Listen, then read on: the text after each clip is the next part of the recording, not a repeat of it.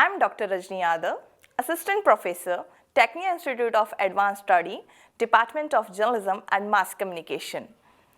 Today, we are going to have a lecture on our first semester subject, Communication Concept and Processes, that's code BA JMC 101. Our topic of discussion, Introduction to Communication. So, Introduction to Communications.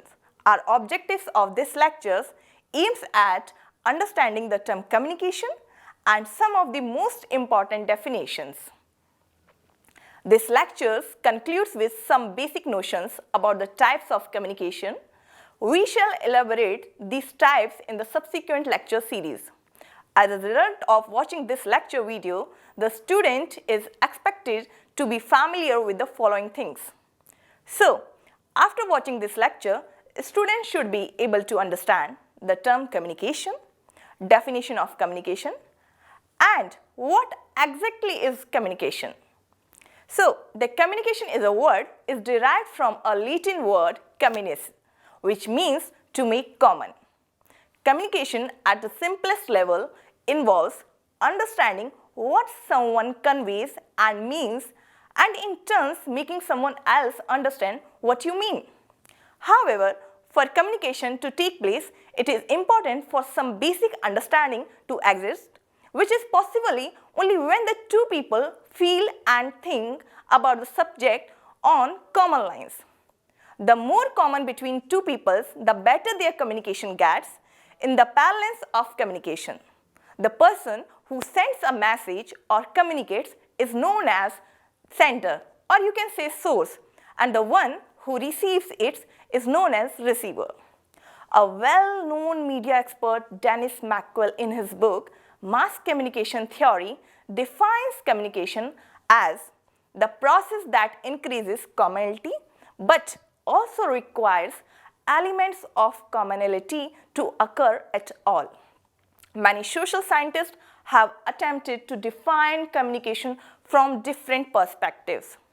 One of the oldest and most widely quoted ones is from Western political scientist Harold Loswell in the year 1948, who posed some questions with the answer to which would have communication defined. He described it as who says what, in which channel, to whom, with what effect. Communication involves two or more persons who exchange their views, ideas, and plan by face-to-face interaction, such as in meetings or through media. In modern times, the information technology has revolutionized the process of transmitting communication by making a variety of media available which are much faster and more effective than the older methods, such as letter writing or taking on classical telephone. Now people prefer to use smartphones, WhatsApp, Skype, Twitter, Facebook, Instagram, etc. for communicating. These channels are internet-based. The electronic mail, that is email, has replaced the classical letter writing as it is not only much faster but also provides the possibilities of sending other documents as attachment files. Furthermore, it is the same communication and documents are to be sent to many recipients. The copy, that is CC, of the mail can be sent to all by a single click of a mouse.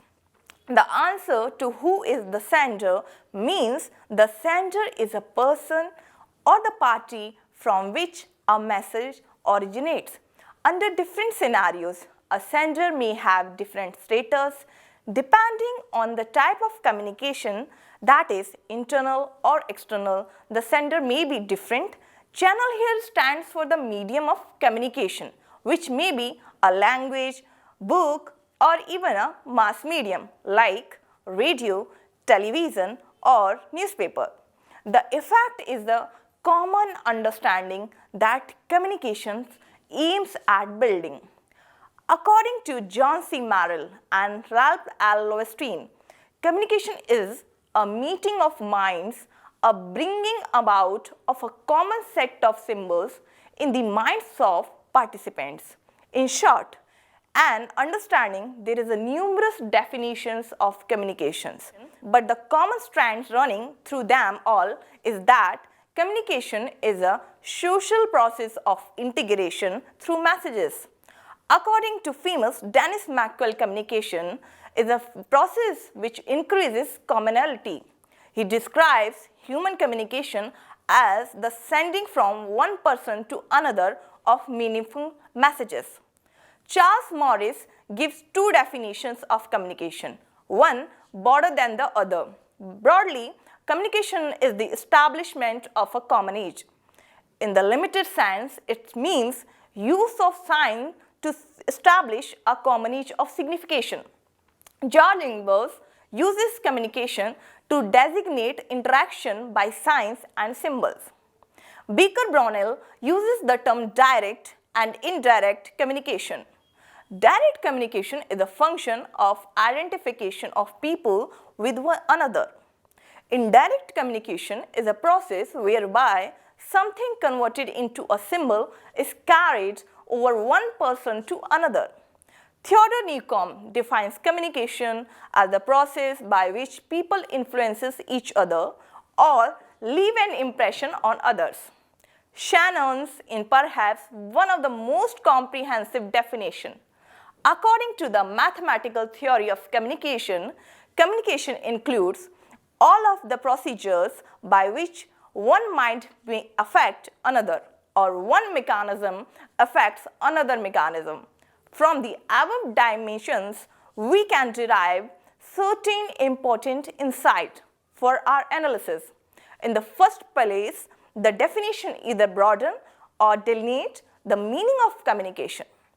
In the broadest definition, certain animal responses and even mechanical interactions fall into the category of communication. In the more restricted sense, communication includes interaction between two persons. Secondly, definitions point to the importance and value of considering communication from the perspective of the receiver. Communication research as well as everyday experience reveals that by far the emphasis is on the former. Together, these factors gives us what is called a communication situation, in which the process of communication takes place. I hope you understand today's lecture on our introduction to communication. Thank you so much. Please don't forget to like, comment, share this lecture video, and most important, please subscribe our channel Tecnia TV.